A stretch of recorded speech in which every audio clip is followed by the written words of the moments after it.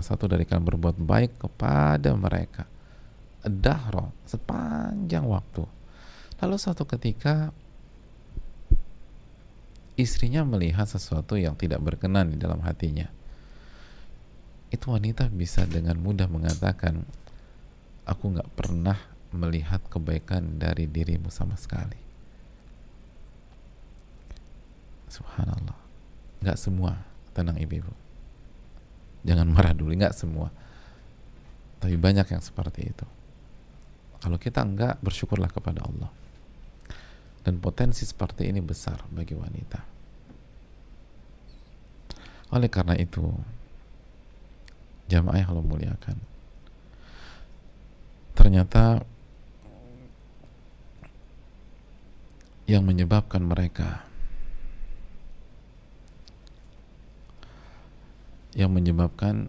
mereka demikian itu bukan kufur kepada Allah, tapi kufur nikmat. Kembali kita lihat layar, yakfurnal ashir wa yakfurnal ihsan. Mereka kufur kepada suami mereka dan mereka kufur kepada kebaikan. Sebelumnya, slide sebelumnya.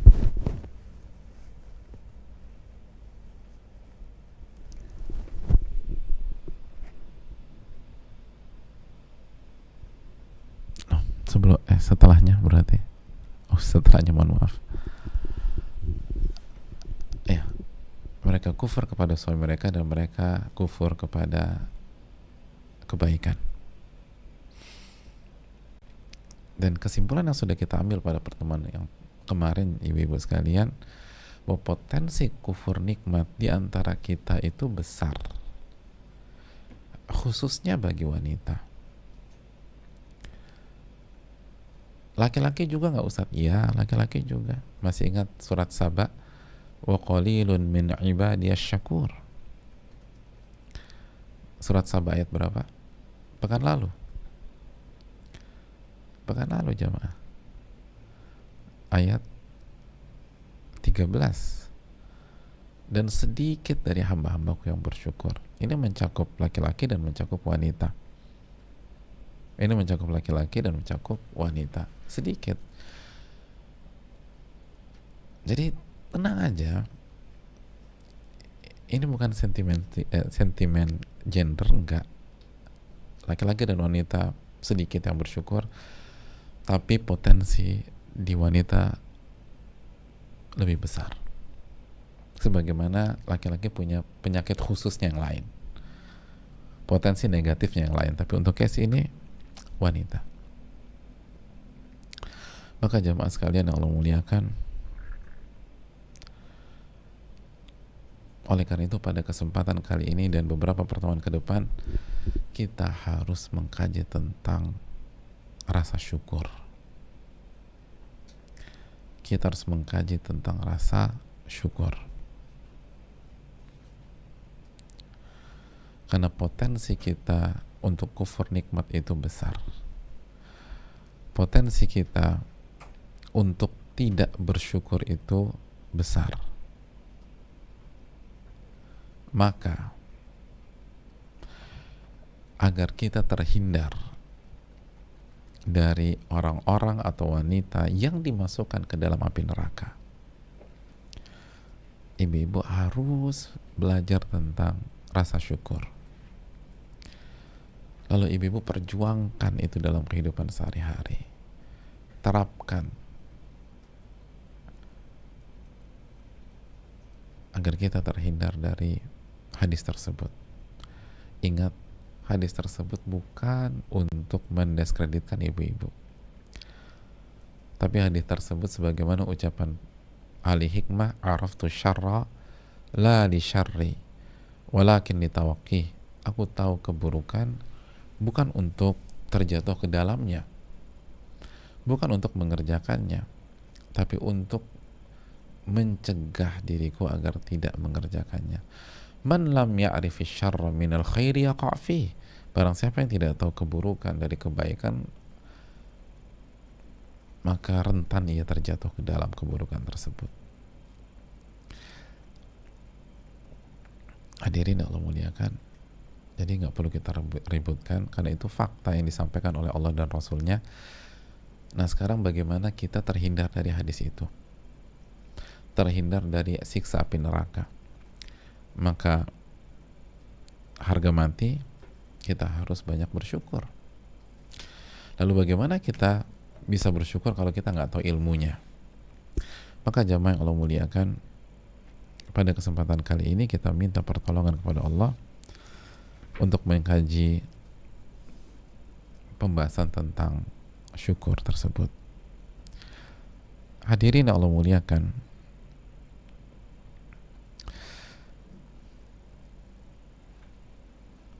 pembahasan pertama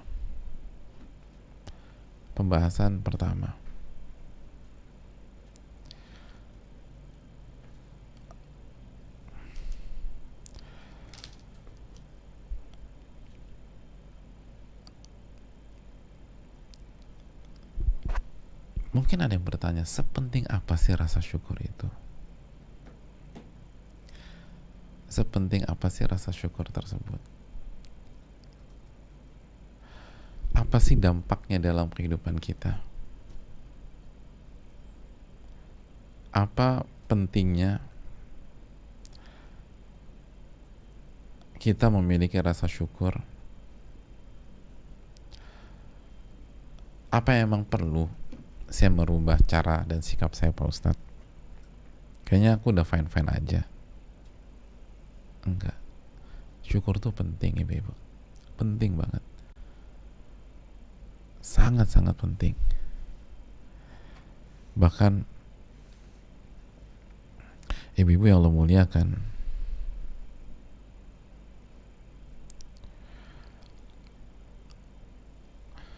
para ulama kita mengatakan bahwa syukur dan zikir adalah kunci kebahagiaan dan keberuntungan. Ini dijelaskan oleh Imam Ibnu Qayyim dalam Al-Wabilus Shayyib. Sekali lagi, syukur bersama zikir itu, kata kalau pakai bahasa Ibnu Qayyim ya, jima'us sa'adati wal falah. Itu kalau dua hal itu disatukan, hasilnya itu kebahagiaan dan keberuntungan.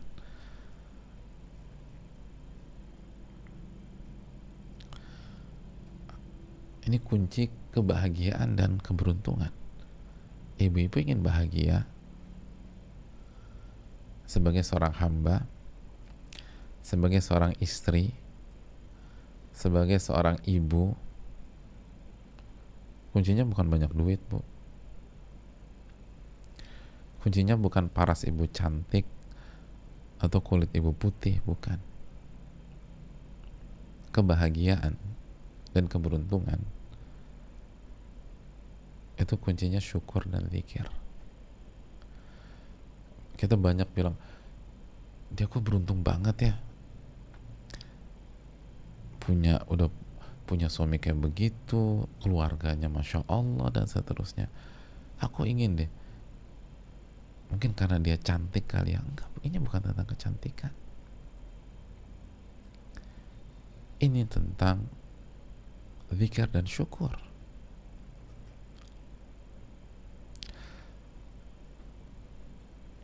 Kunci zikir, kunci kebahagiaan dan kunci keberuntungan itu zikir dan syukur. Catat baik-baik. Ibu-ibu yang ingin bahagia di rumah tangga, di keluarga, di kehidupan sosial, kuncinya adalah syukur dan zikir. Makanya jamaah sekalian, Allah gabungkan dua hal ini di dalam surat Al-Baqarah ayat 152. Fadhkuruni adzkurkum washkuruni wala takfurun.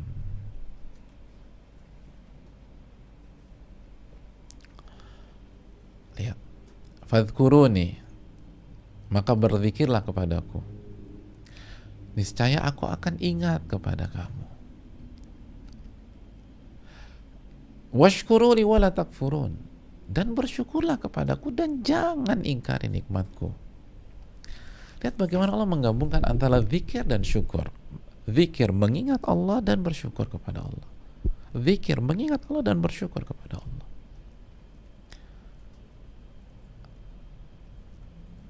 Ayat yang simpel, tapi inilah kuncinya. Kenapa Allah gabungkan? Fadhkuruni, berzikirlah, ingatlah kepadaku. Niscaya aku akan ingat kepadamu. Allahu Akbar. Diingat oleh Rabbul Alamin, jamaah. Diingat oleh yang punya surga dan punya neraka.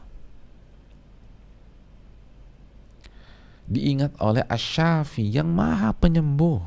Yang maha penyembuh.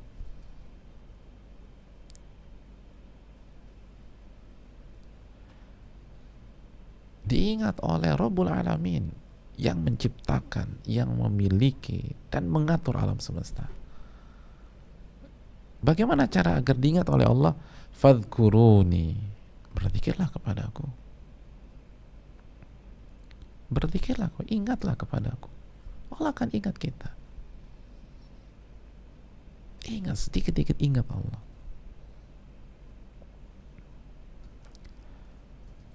Ingat Allah Subhanahu wa ta'ala. Kita yang lagi punya masalah rumah tangga, kita yang sedang berjuang,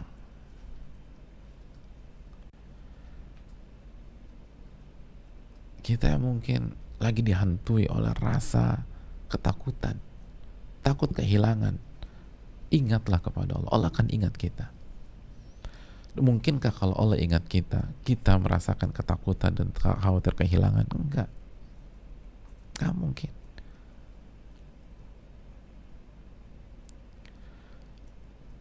Fadhkuruni adhkurkum. Maka ingatlah aku, berzikirlah kepada aku akan ingat kalian. Lalu berikutnya, washkuruli wala takfurun. Bersyukurlah kepadaku dan jangan pernah kufur. Bersyukur.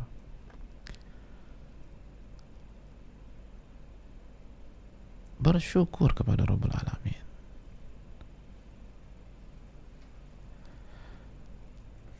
Ini yang perlu kita camkan, jemaah.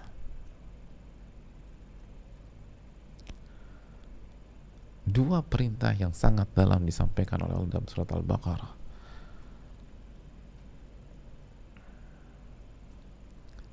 Mengingat Allah, berzikir dan bersyukur.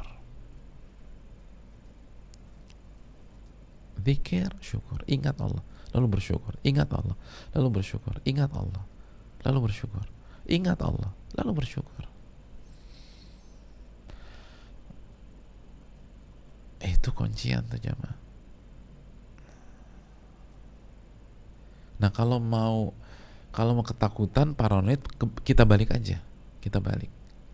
Ingat makhluk, galau. Ingat makhluk, banyak ngedumel. Ingat makhluk, banyak komplain. Coba kalau kita komplain, yang kita ingat apa pada saat itu? Makhluk udah. Kenapa sih dia begitu? Kenapa dia tega banget sama aku? Kenapa dia? Kenapa dia? Kenapa dia? Kenapa dia? Hasilnya apa? Gak ada bersyukur-syukurnya. Kufur nikmat. Kenapa? Ingat makhluk. Dan akhirnya sengsara.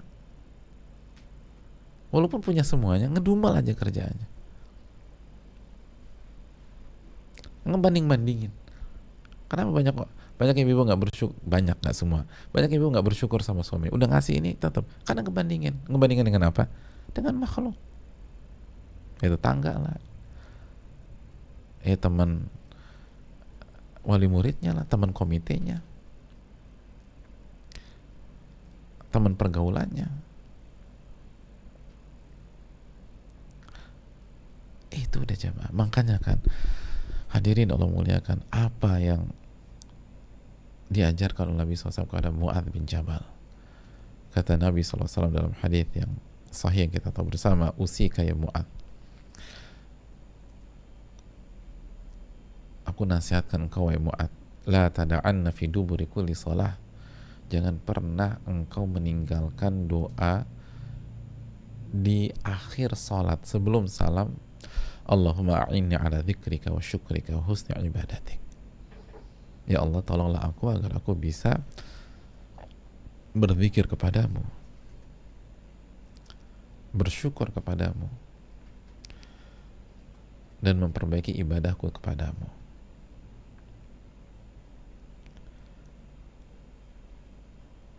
Itu yang perlu kita camkan, jamaah.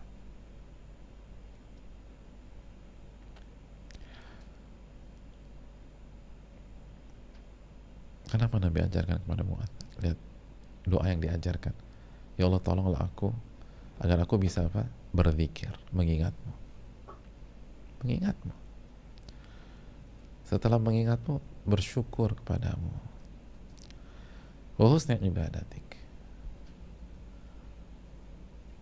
Dan memperbaiki ibadahku untukmu.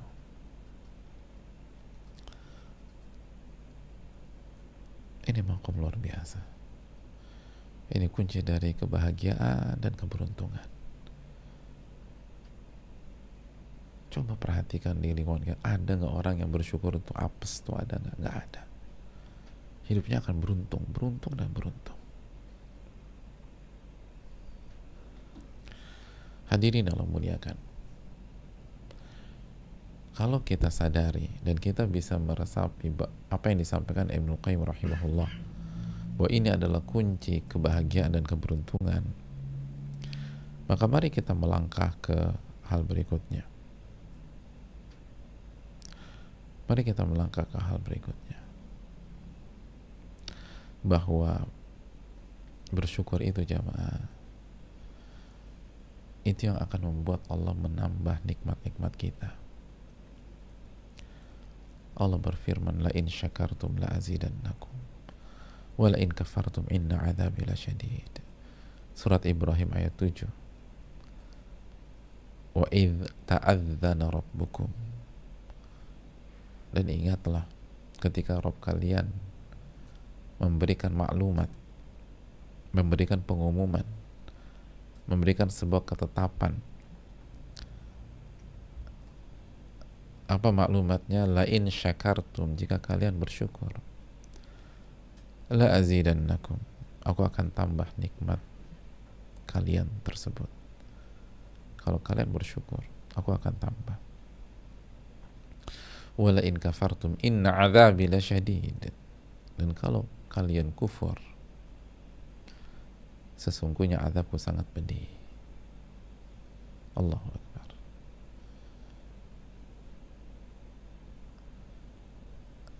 Kalau kita bersyukur, la azidannakum, la azidannakum. Allah yang punya alam semesta ini yang mengatakan la azidannakum, aku akan tambah. Dan kalau kalian kufur nikmat, inna azabi lasyadid,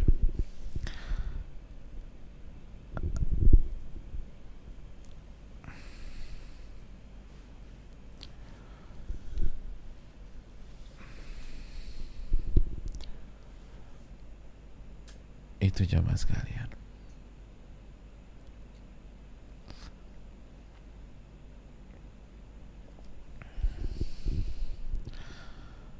Banyak-banyak bersyukurlah. Banyak-banyak bersyukurlah. Makanya Fudail bin Iyad, catat baik-baik. Fudail bin Iyad pernah mengatakan begini, alaikum bimulazamati syukri ala ni'am. Kalian itu harus senantiasa bersyukur atas nikmat-nikmat yang Allah berikan kepada kalian. Jadi kalau konteksnya ibu-ibu, banyak-banyak bersyukur apa yang dikasih suami ibu-ibu kepada ibu-ibu, apa yang Allah kasih kepada ibu-ibu, baik langsung maupun apa yang Allah kasih kepada ibu-ibu melalui suami ibu-ibu sekalian. Banyak-banyak bersyukur. Faqalla ni'matun zalat an qaumin fa'adat ilaihim. Karena sedikit sekali nikmat yang hilang dari sebuah kaum terus balik lagi ke kaum tersebut.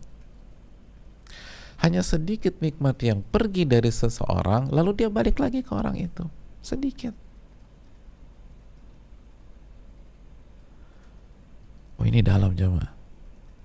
Jadi sedikit sekali nikmat yang hilang dari seseorang lalu dia balik lagi ke orang itu. Artinya mayoritas nikmat yang hilang gak balik lagi. Itu maksud pesan beliau. Mayoritas nikmat yang pergi itu gak balik lagi. Gak balik lagi. Maka sebelum hilang syukuri, biar gak jadi hilang gitu loh. Sebelum hilang syukuri, agar bukan hanya batal hilang, gak jadi hilang, gak jadi pergi, justru bertambah dan terus bertambah.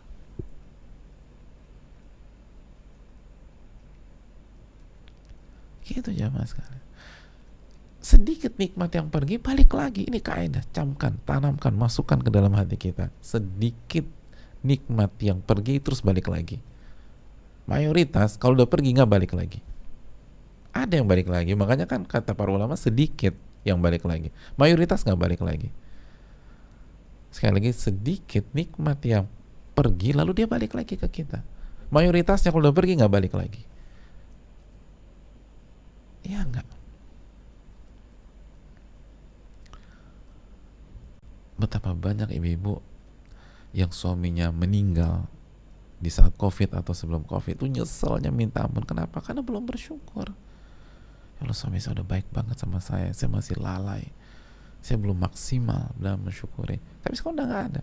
Bisa tuh balik lagi? Nggak bisa, udah selesai. Suami Anda nggak akan balik lagi di dunia.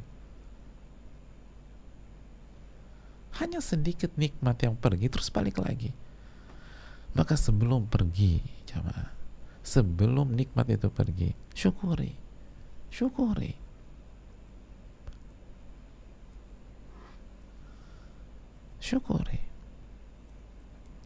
Karena kalau nikmat itu disyukuri, Allah tambah nikmat tersebut. La in syakartum la azidannakum. Kembali kita lihat Ibrahim ayat 7 tadi. Jika kalian bersyukur, ditambah sama nikmat sama Allah. Ditambah.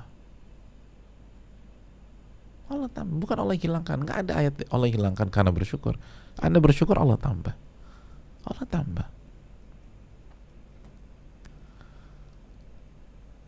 Dan sebaliknya, kalau kalian kufur nikmat, azabku sangat pedih. Azabku sangat pedih.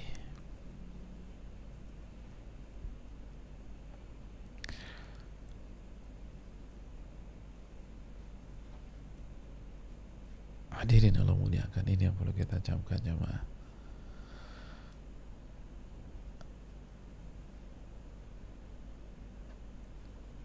Oleh karena itu jemaah sekalian, syukur adalah penambah nikmat. Syukur adalah penambah nikmat. Sebagaimana ia adalah kunci kebahagiaan dan keberuntungan. Kalau ingin nikmat ditambah, syukuri. Kalau ingin nikmat ditambah, syukuri. Gini loh salah satu caranya. Kita kasih contoh dari ulama klasik, Yunus bin Ubaid rahimahullah ta'ala.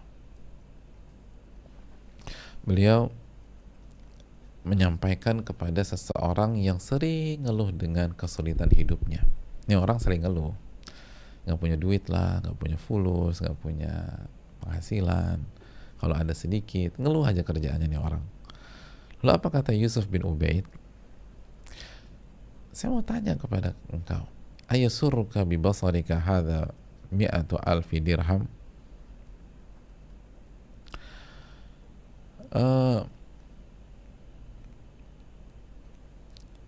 Senang nggak engkau kalau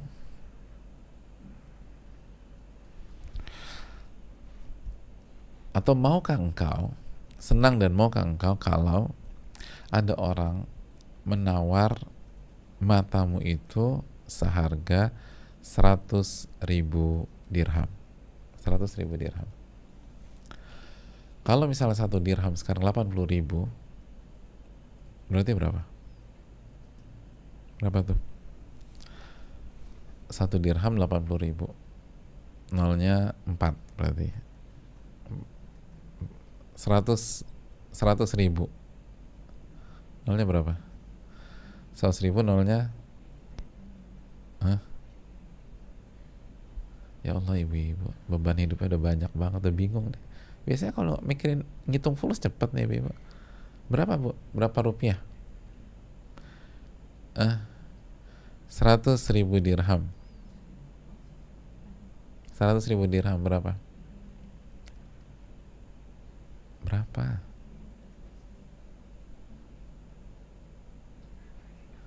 Ya Allah, ada bantuan kalkulator, lama pula.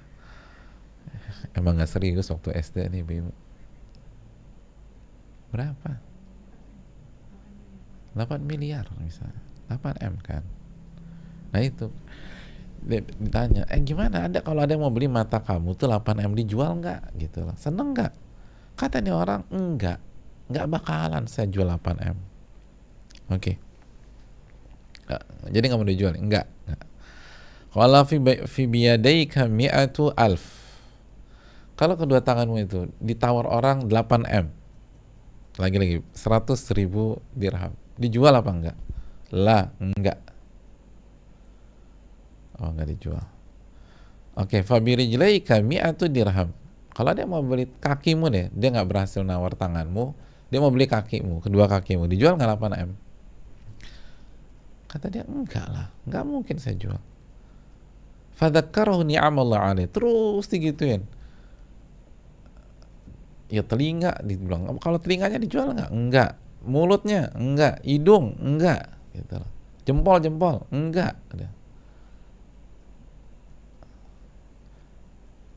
Lalu kata Yunus bin Ubaid, ara indaka mi'inal uluf wa anta tashkul haja. Jadi kalau saya lihat-lihat nih, kamu tuh kalau jalan-jalan gak usah pakai atribut deh, nyeker, cuma pakai misalnya kaos oblong yang nutup aurat, pakai celana gitu ya. Ini miliaran lewat, miliaran. Nggak usah pakai brand-brand apapun, nggak usah beda outfit, nggak usah, udah lewat aja, santai gitu, nggak usah pakai sendal, nggak pakai sepatu, nyeker. Ini dari ubun-ubun ini miliaran, triliunan mungkin. Lalu Anda ngeluh sesuatu, apa yang Anda keluhkan? Apa yang Anda keluhkan? Nggak ada yang perlu dikeluhkan.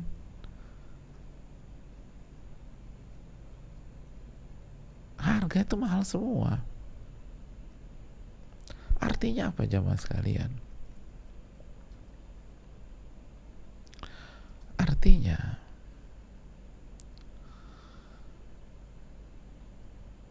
selama ini itu kita salah dalam melihat. Dan kalau kita ingin bersyukur, kita harus cerdas dalam melihat dengan pertolongan Allah. Gini loh jamaah, misalnya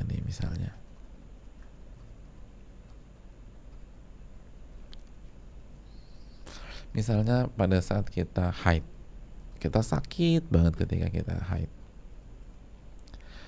Ketika kita sakit banget ketika haid, pakai angka nih.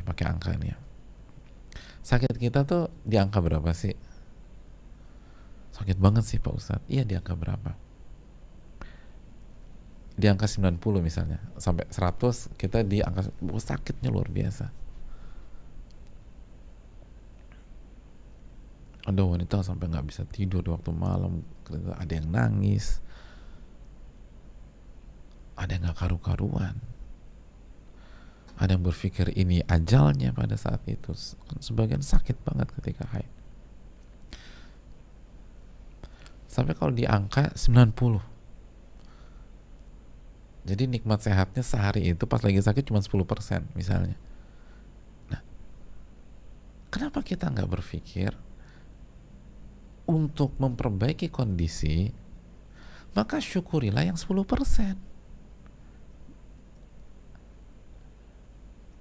Iya kan? Tapi yang terjadi apa? Kita fokus ke yang 90% sakit itu. Akhirnya emosi kepancing, marah, cemberut, lalu marah sama suami, suaminya dibilang nggak punya perasaan. Bukan nggak punya perasaan ibu-ibu, suami nggak pernah ngeras, emang bukan nggak pernah ngerasain apa yang ibu rasakan. Dia nggak ngerti caranya gimana, rasanya kayak apa tuh suami nggak ngerti. Jadi kasih udur aja. Nah, ketika kita marah, kita kesel dan kita seterusnya, saya tanya, sakitnya berkurang nggak? Enggak, tambah sebel kita.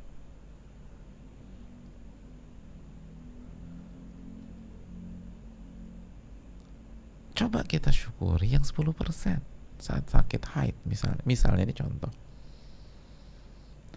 Dengan kita syukuri yang 10%, ingat surat Ibrahim ayat 7, la in syakartum la azidannakum. Jadi pas lagi sakit banget gitu ya, pas haid ya, ya aku bersyukur masih bisa ngerasain ya enak-enak dikit lah walaupun 10%. Kadang-kadang rebahan tuh nggak enak, jadi mungkin harus ada agak nungging dulu misalnya gitu ya, agak nungging dulu. Ada sebagian wanita tuh nungging dulu. Itu pas nungging udah bersyukur belum? Paling nggak aku bisa nungging deh, ya Allah. Tidur tidur nggak enak, duduk nggak enak segala macam. Ini paling enak. Ketika ditanya suaminya, kenapa kamu gitu? Ini posisi yang paling lumayan saat ini. Terus ya aku bersyukur banget sama Allah kasih posisi kayak begini. Ingat ayat, la in syakartum la azidannakum. Jika kalian bersyukur, aku akan tambah dari 10% naik 15%. Atau mungkin naiknya cuma 11%, 12%, syukuri lagi. Nah, dari 11%, 12% naik lagi ke 15%, syukuri lagi. Naik ke 17%, syukuri lagi. 20%, syukuri lagi. 25%, syukuri lagi. 30%, syukuri lagi. Terus. Enak jamaah.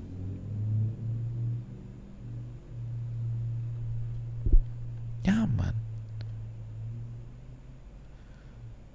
La in syakartum la azidanakum. Tapi kalau kita kerja ngedumel, inna adzabi lasyadid. Adabku sangat pedih. Kita menderita.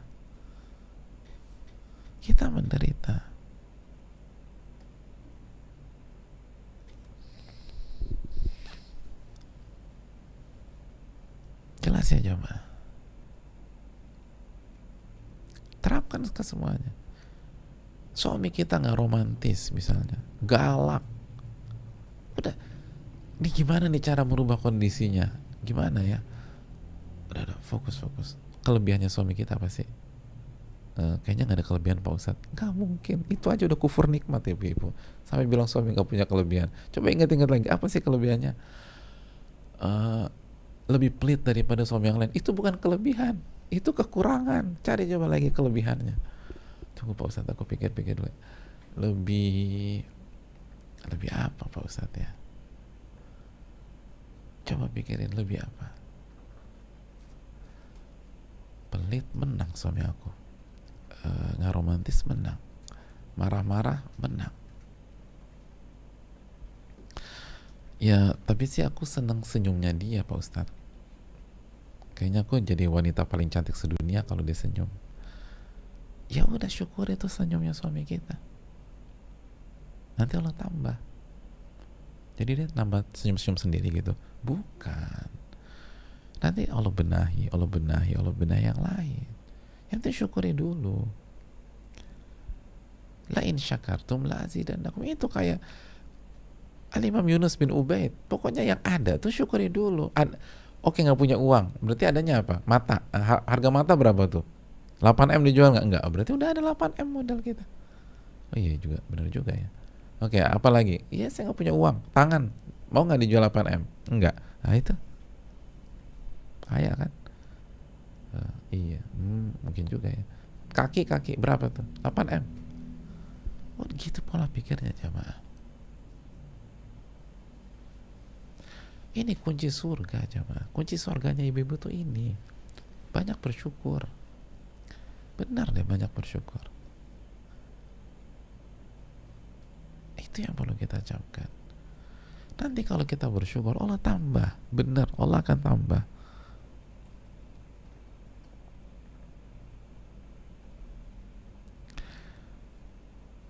Ka'ab al-Ahbar rahimahullah. Ka'ab al-Ahbar rahimahullah. Beliau menyampaikan, ma an'amallahu ala abdin min ni'matin fid dunya fasyakaraha lillah. Tidaklah Allah memberikan nikmat kepada seorang hamba dari kenikmatan di dunia, lalu dia bersyukur kepada Allah atas nikmat tersebut, lalu dia bertawadhu dengan nikmat tersebut karena Allah. Jadi dia bersyukur lalu dia tawadhu, dia nggak jumawa, dia nggak sombong, dia nggak pamer gitu, dia tawadhu, dia semakin dikasih semakin rendah hati. Kecuali apa? Kecuali Allah akan berikan manfaat dari nikmat tersebut di dunia. Allah akan kasih manfaatnya di dunia.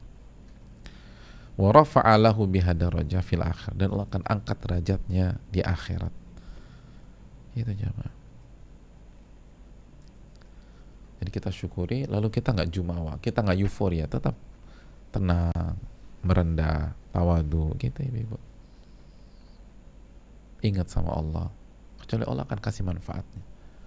Allah akan kasih manfaatnya.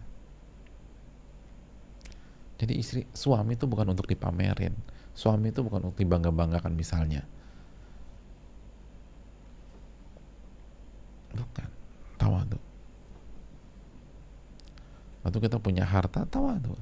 Bisnis kita lancar, tawadhu. Dan bersyukur sama Allah. Bersyukur tawadhu. Bersyukur tawadhu. Dan sebaliknya kata beliau, dan tidaklah Allah memberikan nikmat kepada hamba di dunia, lalu dia tidak bersyukur kepada Allah, dan dia tidak tawadhu, kecuali Allah akan cegah manfaatnya di dunia, dan Allah akan bukakan pintu neraka untuknya.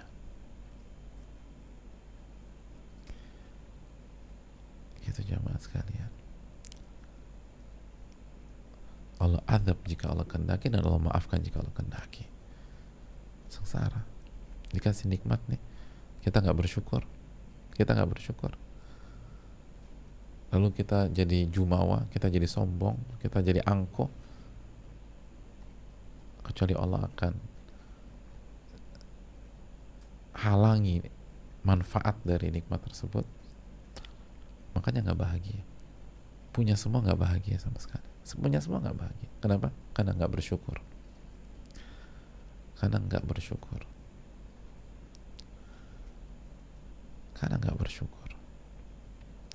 Dan alih-alih dapat manfaat, Allah bukakan pintu neraka buat dia. Na'udzubillah, thumma na'udzubillah.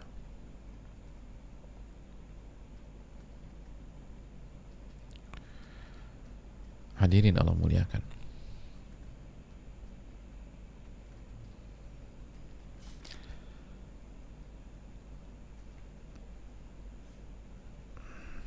Terakhir, mari kita dengar ucapan Hasan al-Basri.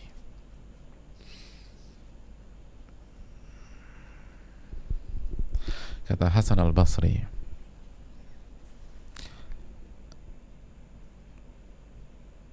Inna Allah la yumatti'u bin ni'mati masya. Allah itu akan memberikan kenikmatan ke orang yang Allah pilih di dunia. فإذا لم يشكر عليها قلبها عذابا.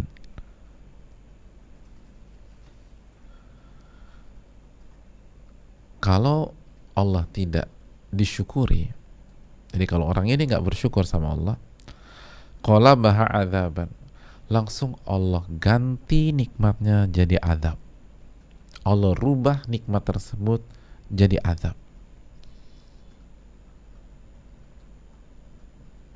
Allah rubah nikmatnya jadi azab. Dan Allah punya banyak cara untuk lakukan hal itu. Gampang, tinggal bilang kun fayakun, selesai. Selesai.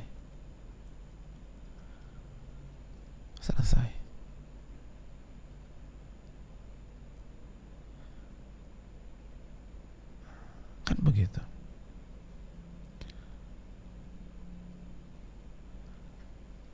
Allah berubah nikmatnya dengan azab, atau jadi azab, dirubah gampangnya luar biasa.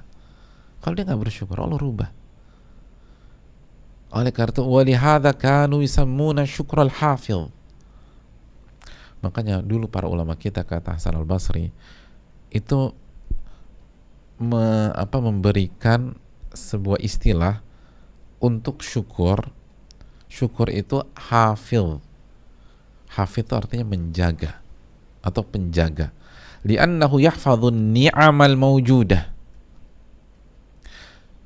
Karena syukur fungsinya adalah menjaga nikmat yang ada. Wal jalib. Jadi syukur itu punya dua panggilan, al-hafidh dan jalib. Apa arti jalib? Jadi hafidh itu artinya penjaga, al-jalib itu penarik. Li'annahu yajlibun ni'amal mafqudah. Karena dengan bersyukur sejatinya kita sedang menarik nikmat yang hilang, nikmat yang belum ada. Jadi dengan bersyukur kita panggil tuh nikmat, kita tarik ke diri kita. Gitu. Jadi syukur itu menarik nikmat yang selama ini kita impi-impikan, yang selama ini kita harapkan untuk datang ke kita. Itu dengan syukur. Yang udah ada dipertahankan, dijaga. Jadi kalau ditanya apa nama lain, apa istilah atau nama nickname dari syukur, al-hafidh, karena dia mempertahankan nikmat yang sudah ada. Lalu yang kedua, al-jarib, karena dia menarik nikmat yang belum ada.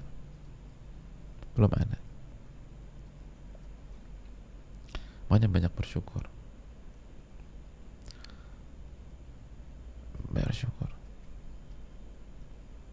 Banyak bersyukur. Ibu-ibu yang belum punya anak, bersyukur. Jangan banyak keluh, bersyukur. Nanti Allah akan jaga keharmonisan dan kualitas rumah tangga kita yang ada sekarang. Kan sebagian ibu-ibu bilang, rasanya rumah tanggaku sudah lengkap kecuali satu faktor deh. Satu hal, apa tuh? Keturunan. Aku belum dikasih keturunan. Ya udah bersyukur.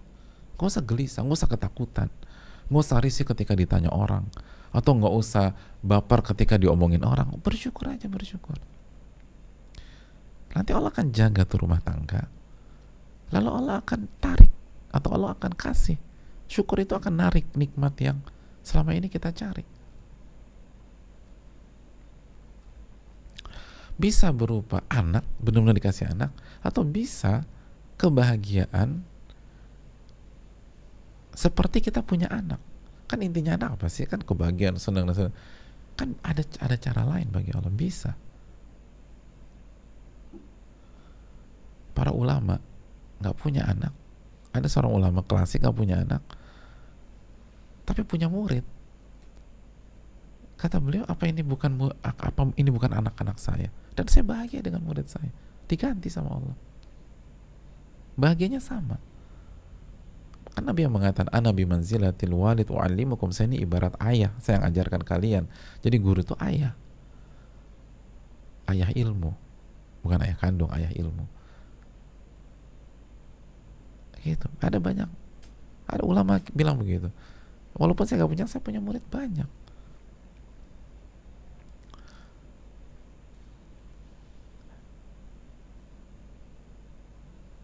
Para akhwat yang belum menikah misalnya, yang hadir, udah usia misalnya 35, udah usia 37, udah usia syukur yang ada. Syukur yang, gak usah ketakutan atau gimana saya. Syukur yang ada. Nanti Allah akan jaga rasa bahagia kita, lalu Allah akan hadirkan kalau kita bersyukur.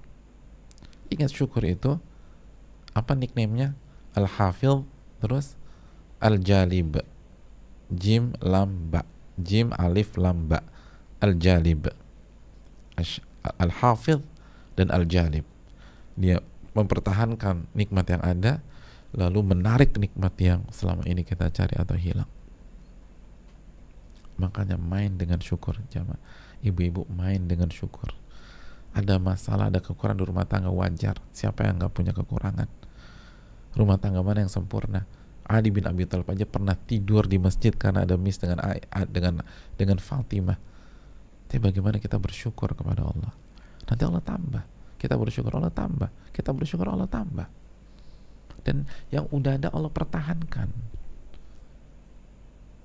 La in syakartum la azidannakum. Jika kalian bersyukur aku tambah. Dan kufur nikmat hanya akan membuat rumah tangga kita dan keluarga kita ibarat neraka dunia sebelum neraka akhirat nantinya. Tadi kita ingatkan, kalau kita nggak bersyukur, nikmat itu Allah rubah jadi azab. Allah rubah jadi azab. Allah rubah. Makanya kan ayatnya, wala in kafartum inna azabi lasyadid. Kalau kalian kufur nikmat, azabku sangat pedih. Allah rubah dengan azab. Allah rubah jadi azab. Allah rubah jadi azab. Allah ta'ala alam bisawab. Syukur adalah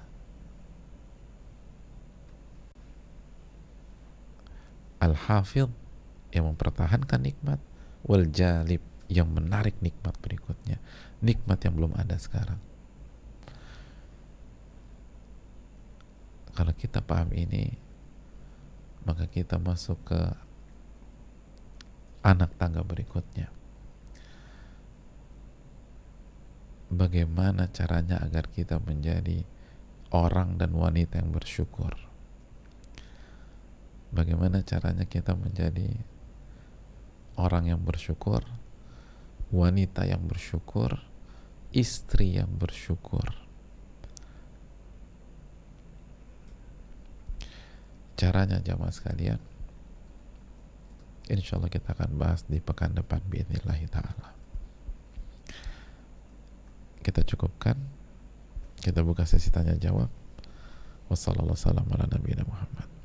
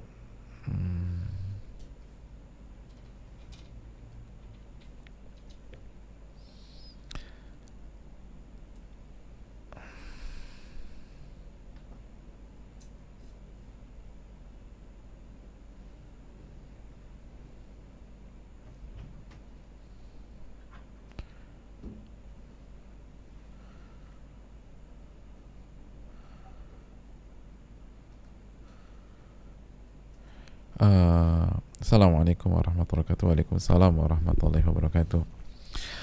Ustadz, saya sebutkan fulana aja ya, nggak usah sebut namanya. Tinggal di Sidoarjo. Bismillah, saya pernah ditalak suami dengan alasan ingin mencari istri lagi yang selama ini sudah dipacari selama 2 bulan yang kemarin. Alhamdulillah sebelum habis masa iddah saya dirujuk. Tapi ternyata misi suami merujuk saya belum dengan sepenuh hati untuk media rumah tangga sebagai jalan taat kepada Allah Subhanahu wa ta'ala seperti yang saya pikirkan. Salat masih tidak mau, diajak saya untuk istighfar setiap saat juga masih enggan, dan salat Jumat pun masih ditinggalkan. Saya sekarang rasanya hanya mendapat peluang untuk berdoa. Jujur, saya ketakutan dengan amarahnya, meski yang saya sampaikan adalah mengingatkan dan mengajak untuk taat kepada Allah. Terima kasih Ustadz. Assalamualaikum warahmatullahi wabarakatuh. Waalaikumsalam warahmatullahi wabarakatuh. Ya, semoga beliau yang bertanya dijaga oleh Allah dan diberikan taufik dan diberikan solusi dalam rumah tangganya. Yang pertama, jamaah sekalian, kalau kita dengar ini, banyak-banyak bersyukur kepada Allah, khususnya ketika kita diberikan taufik oleh Allah memiliki suami yang baik, suami yang sayang sama kita, suami yang mau sholat. Mungkin belum belum sesuai dengan standar yang kita inginkan pada saat ini, tapi paling enggak masih sholat Jumat, masih sholat 5 waktu. Ingat konsep hari ini, lihat dari sisi nikmatnya dan banyak bersyukur biar Allah tambah. Jadi ketika suami misalnya hanya mau sholat 5 waktu, belum mau sholat sunnah, bersyukur. Kita kan seringnya, oh tapi dia belum mau sholat sunnah Pak Ustadz. Jangan bangun narasi kayak begitu. Kenapa nggak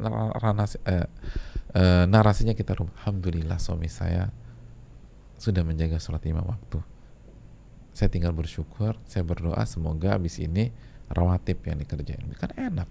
Atau witir yang beliau kerjakan dengan istiqomah. Jadi selalu lihat sisi positif. Dan ibu lihat di luar sana, atau bukan di luar sana, di teman-teman kita pengajar, ada banyak orang yang tidak mendapatkan apa yang kita dapatkan, tidak mendapatkan suami yang menjadi impian dia, suami yang menjaga dia, yang taat sama Allah, yang sujud kepada Rabbul Alamin, dan seterusnya. Oleh karena itu, buat kita semua, semoga kita jadikan rumah tangga beliau ini jadi ibrah, dan semoga beliau dapat pahala ketika kita dapat ibrah itu. Dan yang kedua, perbanyak istighfar, Bu, dan perbaiki diri, minta ampun sama Allah, dan lagi-lagi syukur yang ada dulu, lalu tingkatkan ibadah kita kepada Allah. Terus bagi ibu yang bertanya ini, perbanyak bantu orang biar Allah bantu kita. Bantu orang deh. Kana Allah fi aunil abdi maka al abdu fi auni akhi. Allah itu membantu seorang hambanya saat hamba itu membantu saudaranya. Jadi bantu orang itu penting. Dan terakhir, jangan pernah ragukan kemampuan Allah Subhanahu wa taala merubah dan memberikan hidayah kepada pasangan kita. Allah Maha mampu. Khalid bin Walid saja bisa Allah kasih hidayah. Yang awalnya memerangi dan ingin membunuh Nabi kita SAW, menjadi orang yang ingin berjuang di jalan Allah dan menjaga keselamatan Nabi SAW. Insya Allah optimis, dan terus optimis.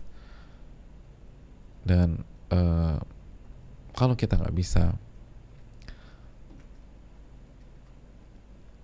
berperan lebih dari itu, lalu kita lihat ada sosok yang didengar oleh suami, yang dihormati oleh suami, coba masuk ke via orang tersebut, tapi jaga jangan terkesan ngaduan.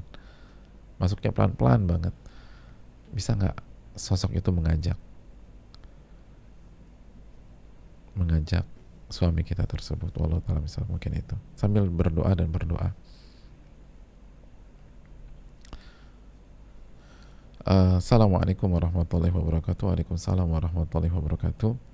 Semoga Ustadz, keluarga, tim, dan seluruh umat Islam selalu dirahmati oleh Allah. Amin ya rabbal alamin. Afwan, Ustadz ingin bertanya, Ustadz, apakah sikap saya salah atau terlalu berlebihan muluk-muluk jika saya mengatakan ingin mendapatkan suami yang semanhaj itu semetode ya, sekonsep gitu, sekonsep.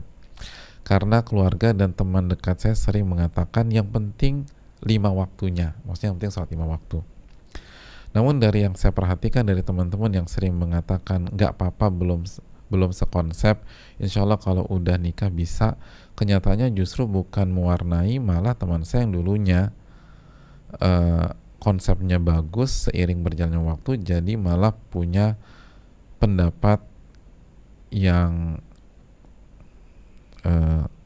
saya kesimpulannya aja, sehingga beliau melihat kualitasnya menurun gitu. Pada akhirnya perbedaan dalam rumah tangga itu terus terjadi karena banyak kejadian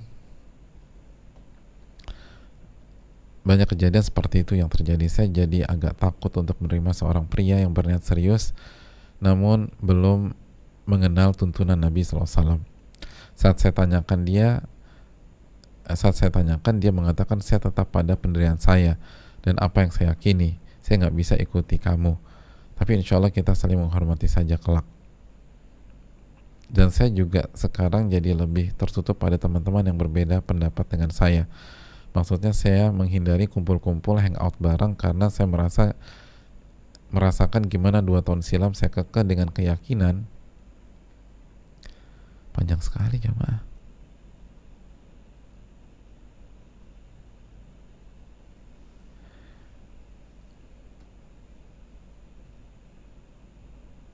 Intinya saya goyah lah. Jadi apakah sekarang sikap saya terlalu selektif dalam memilih calon suami dan teman dekat itu salah? Apakah saya termasuk ujub dan sombong? Mohon nasihatnya Ustaz yang salah khairan. Jawabannya tidak, jamaah sekalian. Nabi yang suruh kita memilih teman. Kata Nabi SAW, almar'u ala dini khalilihi falyanzur ahadukum man yukhalil. Seseorang itu berada di atas agama sahabatnya. Khalil itu sahabat, bukan hanya teman sekedar kenal, tapi Khalil itu jalan bareng, di mana ada dia di situ ada kita, di mana ada kita di situ ada dia. Itu kata Nabi SAW, kita itu di atas agama orang tersebut. Maka lihatlah dengan siapa Anda bersahabat. Mencari sahabat itu penting. Bahkan para ulama mengatakan bahwa lingkungan dan sahabat adalah nikmat terindah setelah hidayah. Jadi setelah hidayah, nikmat yang harus kita cari adalah lingkungan dan sahabat.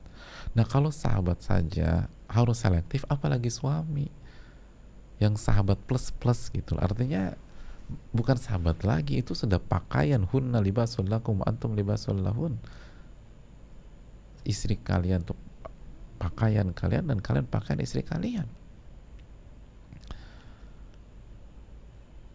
Yang dikatakan belahan jiwa, min anfusikum, istri kalian itu dari jiwa kalian, dari diri kalian.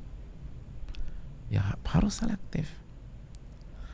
Tapi kita itu jangan hanya berangan. Kalau kita ingin kualitas yang baik, maka kita harus mengupgrade diri kita.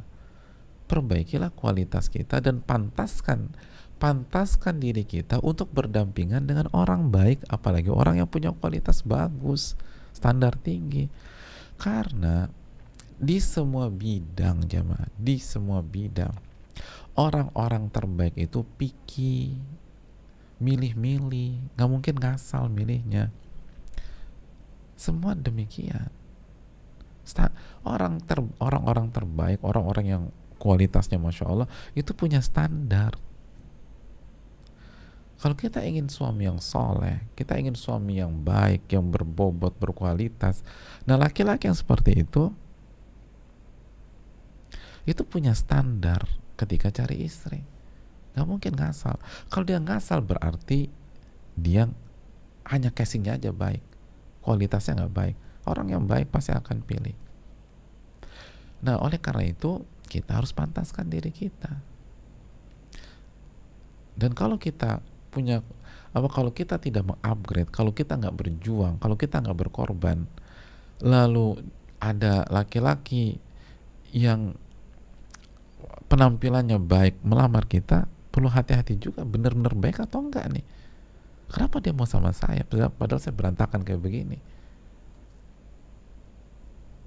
Semua punya standar jamaah, semua punya standar. Jadi pantaskan diri kita, wallahu ta'ala bisawab, dan minta pertolongan kepada Allah. Hadirin, umur itu gak terlalu berpengaruh. Buktinya apa? Buktinya Saudah usia 50-an tahun itu dapat Nabi SAW. Dan Aisyah usia 6 tahun dapat Nabi SAW.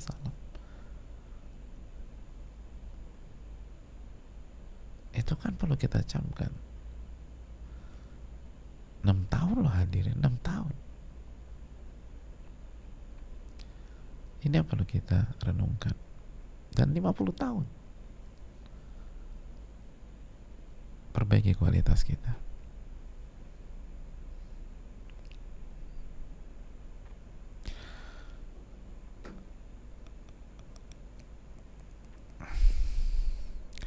Assalamualaikum warahmatullahi wabarakatuh. Waalaikumsalam warahmatullahi wabarakatuh. Semoga Allah melindungi dan memberkahi Ustadz, tim, seluruh umat muslim dimanapun berada dan mengumpulkan kita di surga Allah. Amin ya rabbal alamin. Afwan Ustadz ingin bertanya, ketaatan istri kepada suami apakah mutlak kecuali dalam maksiat? Nah, bagaimana jika suami karena pemahaman agamanya kurang masih menganggap banyak hal maksiat sebagai hal yang bukan maksiat? Misal,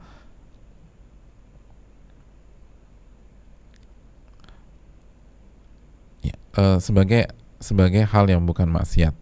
Mohon saran bagaimana sikap istri karena di suatu sisi harus taat suami karena mengharap surga. Tapi karena ini ada maksiat. Ya, jazakallahu khair atas pertanyaannya. Hadirin yang Allah muliakan, parameter maksiat itu bukan di tangan suami kita, bukan di tangan kita, tapi di tangan Allah Subhanahu wa taala. Artinya Allah menentukan ini maksiat atau bukan. Nggak boleh kita yang mengatur ini boleh, ini nggak boleh. Karena yang berhak menentukan ini boleh, ini nggak boleh itu Allah Subhanahu wa taala. Makanya Allah melarang dalam surat An-Nahl ayat 116, An-Nahl surat ke-16 ayat 116, wala taqulu lima tasifu alsinatukum al-kadhiba hadza halal wa hadza haram. Jangan kalian mengatakan apa yang disifati oleh lisan kalian dengan dusta. Ini halal, ini haram. Jadi jangan kalian pernah bicara ini halal dan ini haram padahal nggak benar, padahal nggak ada dalilnya. Kalau bilang halal mana dalilnya, kalau ada ini haram mana dalilnya? Litaftaru 'ala Allahil kadzib, untuk berdusta atas nama Allah. Untuk berdusta atas nama Allah. Innal ladzina yaftaruna 'ala Allahil kadziba la yuflihun. Innal ladzina yaftaruna 'ala Allahil kadziba la yuflihun. Sesungguhnya orang yang berdusta atas nama Allah tidak akan beruntung. Nggak boleh. Jadi kalau itu maksiat, itu nggak boleh, maka istri tidak wajib taat, bahkan tidak boleh taat. Tapi sampaikan dengan cara baik, yang hikmah. Dan ibu-ibu harus pintar berkomunikasi dengan suami, rayu suami dan seterusnya. Wallahu ta'ala a'lam bishawab. Mungkin itu. Dan doakan agar Allah kasih hidayah dan Allah kasih jalan keluar, dan suami kita tidak emosi ketika kita mengatakan tidak gitu loh. Tapi cari bahasa yang sehalus mungkin. Wallahu ta'ala bishawab. Assalamualaikum warahmatullahi wabarakatuh. Waalaikumsalam warahmatullahi wabarakatuh.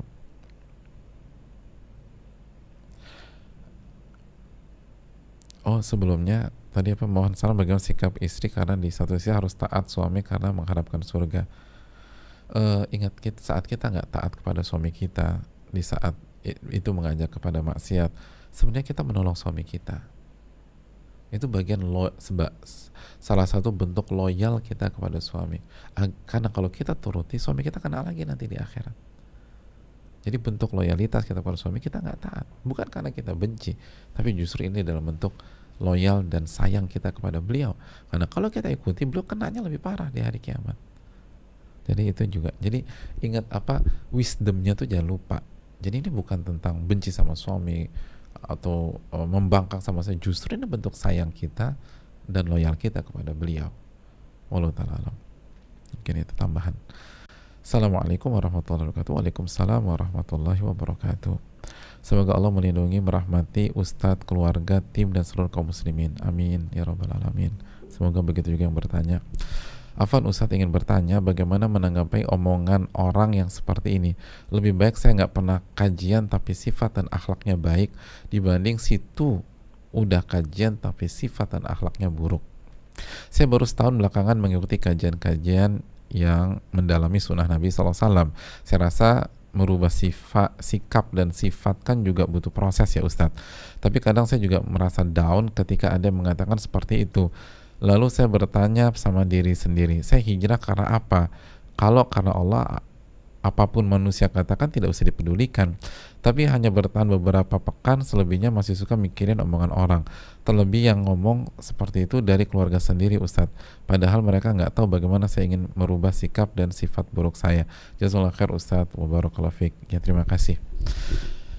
Jadi lebih baik saya nggak pernah kajian tapi sifat dan akhlak saya baik, daripada situ udah kajian tapi sifat dan akhlaknya buruk. Nggak ada yang baik gitu loh. lebih baik saya ngaji dan sifat dan akhlak saya berubah, itu yang lebih, ya itu yang lebih baik. Jadi dua-duanya itu tuh nggak ada yang baik juga, artinya ada catatan masing-masing, itu poinnya, ada catatan masing-masing. Dan jangan lupa loh, akhlak dan adab itu bukan hanya kepada manusia.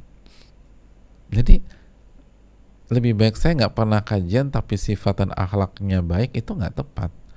Karena salah satu akhlak yang baik itu berakhlak kepada yang menciptakan kita, berakhlak kepada Allah. Dan berakhlak kepada Allah menjalankan perintah Allah. Dan menjalankan perintah Allah salah satunya adalah dengan kajian, karena Nabi SAW, Allah dan Rasulnya mewajibkan kita ikut kajian dan belajar agama. Talabul ilmi faridatun ala kulli muslim. Menuntut ilmu agama hukumnya wajib bagi setiap muslim. Gitu loh jamaah. Itu hal yang perlu kita camkan. Terus yang kedua, betul seperti yang disampaikan oleh beliau yang bertanya, kita itu berubah karena Allah, bukan karena manusia. Maka tidak perlu hanyut pada ucapan manusia. Itu jemaah. Dan jangan minta manusia mengerti kita, enggak. Itu bukan cara yang benar. Lalu klarifikasi, menjelaskan, mereka coba apa, mereka kan nggak tahu, Ustaz, saya udah, iya udah nggak perlu, mereka nggak perlu tahu juga. Udah, yang penting Allah tahu jemaah. Yang penting Allah tahu, bukan manusia tahu. Yang penting Allah tahu.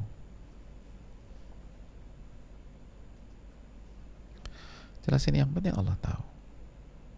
Kalau Allah tahu, apa kata Ibnu Qayyim rahimahullah? Kalau nggak salah dalam Risalah Tabukiyah ya, kata Ibnu Qayyim, barang siapa yang memperbaiki hubungannya dengan Allah, Allah akan perbaiki hubungannya dengan manusia. Barang siapa yang memperbaiki hubungannya dengan Allah, Allah akan perbaiki hubungannya dengan manusia. Itu yang perlu kita camkan. Tapi juga jangan sampai kita nggak mau dikritik, dengarkan. Apalagi keluarga ya, mereka kasih kritik kita, kasih kritik kepada kita, kamu tuh masih gini-gini, udah terima kasih, jazakallahu khairan. Udah bahasanya udah terima kasih, jazakallahu khairan. Terima kasih, nggak usah bela diri. Seringkali adanya lebih baik ini itu karena adu perdebatan, ngotot-ngototan, atau adu argumen. Jadi nggak usah. Dikritik, terima kasih, jazakallahu khairan. Dikritik, terima kasih, jazakallahu khairan. Apalagi kalau benar, ya makasih, jazakallahu, minta maaf, mohon maaf ya aku begitu, tolong dukung aku ya, udah bilang gitu aja. Kenapa harus keluarga kayak musuh gitu? Udah dikritik keluarga, mohon maaf kalau memang sifat aku demikian, terima kasih, jazakallahu khair. Itu masih ingat kajian tadi pagi Al-Imam Asy-Sya'bi ketika dikasih kalimat yang gak bagus tentang dirinya, apa kata beliau? In kunta shadiqan faghfarallahu li. Kalau kamu benar, semoga Allah ampuni diriku. Wa in kunta kadziban faghfarallahu lak. Tapi kalau engkau nggak benar, engkau fitnah, semoga Allah ampuni dirimu. Selesai masalah. Kalau benar, mohon maaf ya gitu loh. Tolong bimbing aku ya gitu loh. Tolong nasihatin. Namanya juga baru belajar. Udah gitu-gitu aja. Nggak usah sampai bersetegang. Buat simpel aja. Jazakallahu khairan.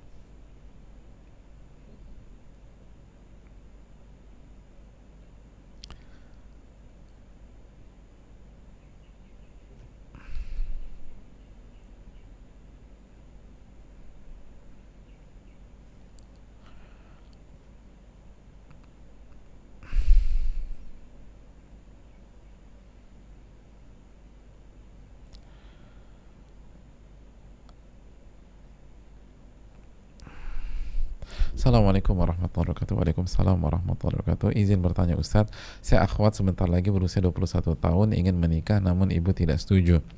Ayah kandung saya tidak dekat dengan saya, di luar negeri dan dari kecil tidak bersama saya. Jika ayah saya kuliahnya gugur karena fasik, lalu siapa yang bertugas menelaah laki-laki untuk ta'aruf nanti?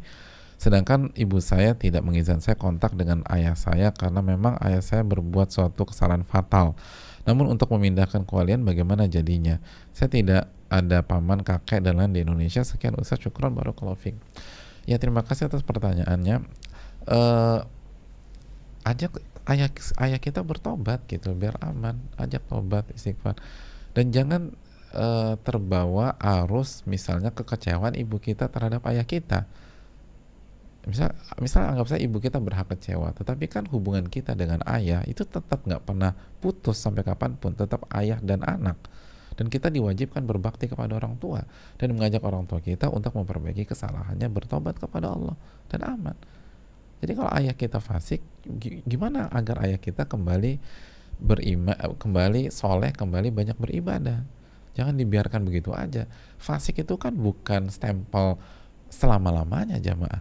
Itu bisa dirubah. Jadi coba diperjuangkan.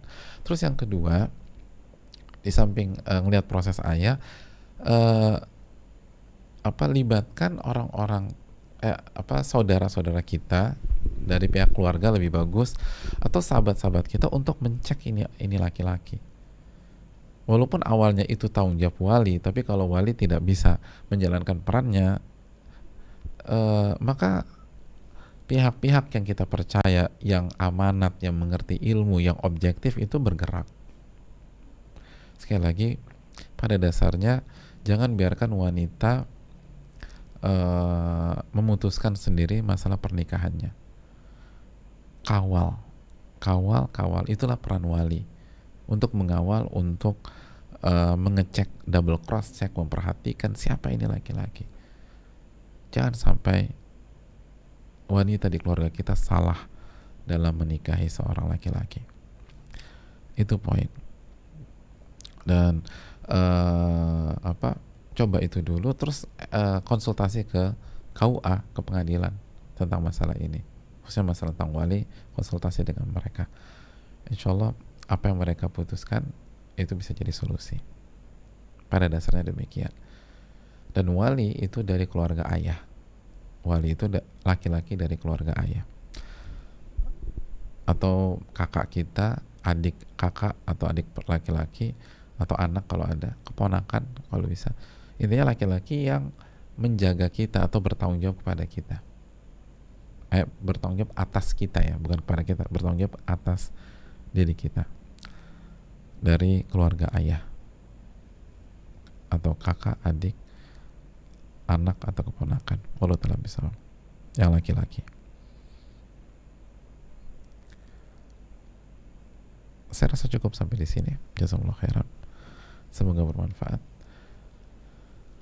dan semoga kita diberikan ilmu yang bermanfaat dan dijauhkan dari ilmu yang tidak bermanfaat. Semoga Allah terima amal ibadah kita, dan insya Allah kita akan bahas bagaimana menjadi wanita bersyukur